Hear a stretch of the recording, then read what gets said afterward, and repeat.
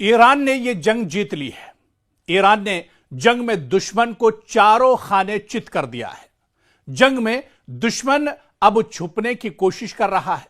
America और Israel जंग से भागने की तैयारी कर रहे हैं, पर दुश्मन को अब भागने का रास्ता भी नहीं मिल रहा है। दुश्मन तिलमिला रहा है, दुश्मन बेचैन है। दुनिया अमेरिका और इजराइल की नाकामी देख रही है। सुपर पावर की हवा निकल गई है और इजराइल का हवा खड़ा हो गया है। दरअसल मेरी ये बातें हवाई नहीं है, बल्कि मैं जो कुछ भी कह रहा हूं इसमें 100% सच्चाई है। कुछ भी नमक मिर्च लगाकर मैं बयान नहीं कर रहा हूं। दरअसल ये पूरी हकीकत है इस जंग की कि एक तरफ सुपर पावर और एक तरफ ईरान जैसा निहत्था कमजोर मुल्क, और उसने नाको चने चबवा दिए हैं। ये दरअसल इस जंग की हकीकत है और हकीकत दुनिया के सामने है। आप खुशकिस्मत हैं कि अमेरिका और इजराइल की पसपाई देख पा रहे हैं। अरब ममालिक को डरा कर रखने वाला अमेरिका आज खुद डरा सहमा हुआ है। आप बस डोनाल्ड ट्रंप का चेहरा देखिए और डर को महसूस कीजिए। आप नेतन्याहू की बातें सुनिए और खौफ का अंदाजा कीजिए। दरअसल अब ऊंट पहाड़ के नीचे आया है और इसे ही कहते हैं कि 100 सुनार की एक लोहार की।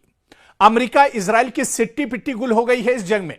दोनों नाको चने चबाने पर मजबूर हैं। दरअसल अब ईरान इस जंग में शेर नहीं बल्कि सवा शेर नजर आ रहा है और ईरान ने हर सतह पर अमेरिका और इजराइल की बखिया उधेड़ दी है। वक्त ने एक अजीब मंजर को दिखाना शुरू कर दिया है। मशरिक़ वस्ता की सियासत में ताकत के तवाजुन बदलते नजर आ रहे हैं और ईरान पहले से कहीं ज्यादा पुरएतमाद, ताकतवर और मजबूत इस जंग में दिखाई दे रहा है। दूसरी तरफ अमेरिका और इजराइल जो कभी अपनी ताकत के जोम में खित्ते को अपनी मर्जी से चलाते थे, अब एक मुश्किल और बहुत पेचीदा सूरत हाल में घिरे दिखाई देते हैं। बयानात में सख्ती जरूर है, लेकिन जमीनी हकायक पहले जैसे सादा नहीं रहे। डोनाल्ड ट्रंप जैसे रहनुमाओं के दावे हों या बेंयामिन नेतन्याहू की हिकमत अमली, इन सब पर अब सवालात उठ रहे हैं। दुनिया अब हर कदम को ज्यादा गौर से देख रही है और ताकत का वो तासुर जो कभी काबिले चैलेंज लगता था, जो कभी अब एक तरह से ये ममालिक आजमाइश में आ गए हैं। यह कहना कबल अज वक्त होगा कि कोई फरीक मुकम्मल तौर पर जीत चुका है या हार चुका है, लेकिन यह जरूर कहा जा सकता है कि खित्ता अब नए मोड़ पर खड़ा है। हम बात मशरिक़ वस्ता की कर रहे हैं कि मशरिक़ वस्ता अब इस जंग को लेकर एक तरह से एक नए मोड़ पर खड़ा है। कभी मशरिक़ वस्ता के इन ममालिक ने, कभी अरब ममालिक के शेखों ने यह नहीं सोचा था कि उनके ऐश परस्त जिंदगी में इस तरह के भी हालात आएंगे। उन्होंने अपनी हिफाजत दरअसल अल्लाह को छोड़कर अमेरिका के हवाले कर दी थी। उनका पूरा जो दारोमदार था वो अमेरिका की सिक्योरिटी पर था और यही वजह है, आप देखिए कि पूरे मशरिक़ वस्ता में जितने भी अरब ममालिक हैं वहां पर एक तरह से अमेरिका के एयरबेस थे। 50,000 अमेरिकी फौज दरअसल इन अरब शेखों की एक तरह से अरब के लोगों की हिफाजत के लिए मामूर थे और अमेरिका इनसे मोटी रकम लेता था, इनसे अरबों खरबों रुपये एक तरह से वसूल करता था। लेकिन अब उसी अमेरिका की पोल खुल गई है। आज वही अमेरिका जो सऊदी के मुसलमानों की हिफाजत का दम भरता था, जो पूरे मशरिक़ वस्ता के जो ममालिक हैं उनकी सिक्योरिटी के बड़े बड़े दावे करता था, आज वो खुद अपनी हिफाजत नहीं कर पा रहा है। और आप देखिए कि ये पूरा जो खित्ता है अब एक नए मोड़ पर आकर खड़ा हो गया है, जहां हर फैसला, हर रद्द अमल और हर कदम के दूररस असरात हैं। और ईरान ने ऐसी मार मारी है इजराइल और अमेरिका को, जैसे अमेरिका और इजराइल जिसे एक तरह से याद रखेंगे। कुछ मुबस्सिरीन के मुताबिक हालिया कशीदगी और मुकाबलों में ईरान ने न सिर्फ अपने दिफा को मजबूत किया है, बल्कि अपने मुखालिफिन को भी यह पैगाम दिया कि अब वो पहले जैसा कमजोर या तनहा मुल्क नहीं रहा। इस बयानिए में ईरान को एक ऐसी कुव्वत के तौर पर पेश किया जा रहा है जो दबाव का मुकाबला करने की सलाहियत भी रखती है और खित्ते में अपनी जगह मनवा भी रहा है, वो अपने आप का लोहा मनवा रहा है। और दूसरी तरफ आप देखिए सिक्के का जो दूसरा पहलू है कि अमेरिका और इजराइल जो तवील अरसे से खित्ते में अपनी बरतरी कायम किए हुए थे, अरब ममालिक पर इनकी दादागिरी चलती थी और अब एक پیچیدہ اور بہت زیادہ پیچیدہ اور غیر یقینی صورتحال کا سامنا کرتے نظر آ رہے ہیں اسرائیل اور امریکہ۔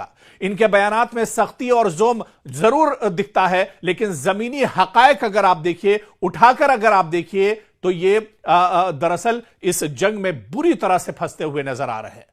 ہر قدم اب زیادہ حساب کتاب اور احتیاط کا متقاضی نظر آ رہا ہے۔ اب ایران نے روایتی جنگ کے بجائے ایک مختلف حکمت عملی اپنائی ہے۔ اس جنگ کو پہلے دن سے آپ اٹھا کر دیکھ لیجئے۔ دراصل اس جنگ کی شروعات اسرائیل اور امریکہ نے کی تھی۔ مشترکہ طور پر اس جنگ کی شروعات امریکہ اور اسرائیل نے کی تھی، ان کی حکمت عملی تھی۔ دراصل یہاں پر ایک چیز یہ بھی سمجھنی ہوگی، یہ طاقت کی لڑائی نہیں ہے۔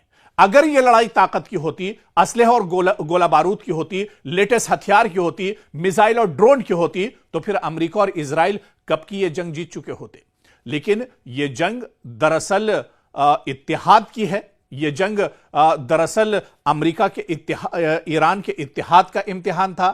ایران کی روحانیت جو تھی اس کا امتحان تھا اس جنگ میں، اور اس کے علاوہ پھر یہ پوری جنگ جس طرح سے اسرائیل اور امریکہ اس جنگ میں ڈٹے ہوئے ہیں، اور جو جھوٹ اس جنگ کو لے کر گڑھا جا رہا ہے، جو پروپیگنڈا دراصل کیا جا رہا ہے، دراصل یہ تمام چیزیں اس جنگ کے پیچھے نہیں۔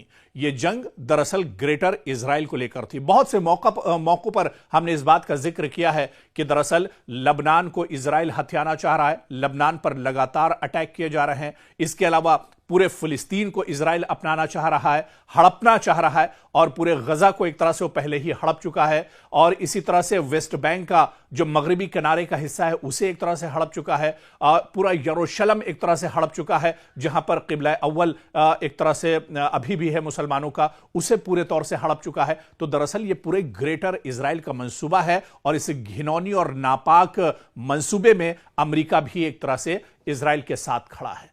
تو کہیں نہ کہیں آپ دیکھیے کہ اب اس لڑائی میں کون پسپا ہو رہا ہے، کون ہار رہا ہے، کسے شکست ایک طرح سے اٹھانی پڑ رہی ہے، یہ تمام چیز ایک طرح سے اب واضح ہو گئی ہے۔ اور حقیقت یہ ہے کہ مشرق وسطی ایک نئے دور میں اب داخل ہو رہا ہے، جہاں طاقت صرف ہتھیاروں سے نہیں بلکہ حکمت عملی، اتحاد اور صبر سے طے ہو رہی ہے۔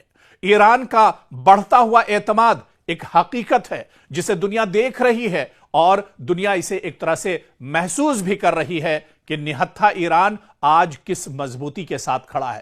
دراصل ایران بھی یہ محسوس کر رہا ہے کہ مشرق وسطی میں اگر یہ جنگ ایران ہار جاتا ہے تو پورے عالم اسلام کے جو مسلمان ہیں ان کے لیے یہ بہت بڑا جھٹکا ہوگا، اور جو ناپاک منصوبہ اسرائیل کا ہے، اسرائیل اپنے اس ناپاک منصوبے میں ایک طرح سے کامیاب ہو جائے گا، یعنی گریٹر اسرائیل، یعنی اسرائیل کا اور زیادہ جو دائرہ ہے وہ ایک طرح سے پورے مشرق وسطی میں پھیل جائے گا۔ اور پورے مشرق وسطی میں آپ دیکھیے کہ عرب شیخ تو اس لائق نہیں تھے، لیکن ایران اتنا مضبوط ضرور تھا، ایران کے اندر وہ حوصلہ اور عزم ضرور تھا کہ وہ دشمن کا ڈٹ کر مقابلہ کر سکتا، کیونکہ پورے مشرق وسطی میں جو سب سے بڑی طاقت ہے، جو سب سے مضبوط طاقت ہے، وہ دراصل ایران کی ہے۔ اور اسی وجہ سے امریکہ اور اسرائیل ایران کو جو ایک روڑا ہے گریٹر اسرائیل میں، اسے ہٹانے کی کوشش کر رہے ہیں، اور اسے ایران بہت اچھے سے سمجھ رہا ہے۔ اسی وجہ سے ایران صرف طاقت کے ساتھ نہیں بلکہ پوری حکمت عملی کے ساتھ